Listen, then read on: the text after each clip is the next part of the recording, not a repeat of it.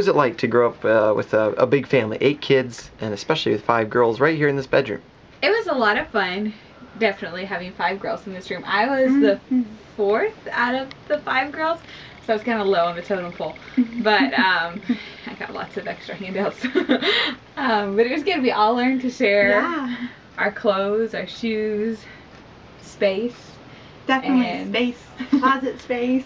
Yes, and I mean, just, when you have 3 girls using the same mirror getting ready, you learn how to get along and how to be flexible, and I think it was really important and good for life to learn to yield your rights on the little things. What about growing up with Mom and Dad working in prison most of the time? Wow, that's a good question. For prison, they did ministry work in the prison ministry, and it was such a blessing for my parents to be able to come back and share with us what God did in the lives of the men and women that they were working with.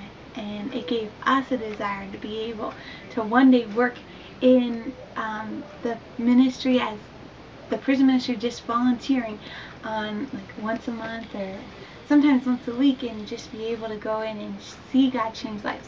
That was such a blessing. And it was exciting to see how God provided finances and met specific needs.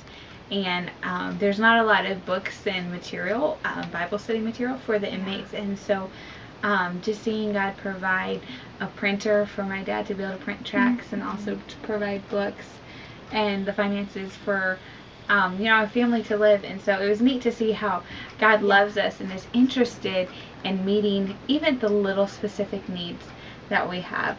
And so it was exciting. Yes, and also just to see God provide in a big family. There's always little needs that come up, whether it's white sandals. When I was little, I prayed that God would provide, and one day this lady gave us a bag full of shoes, and there was white sandals the same size that I needed, and I was like super small, but that was one of my prayer requests. And just to see God provide was such a blessing.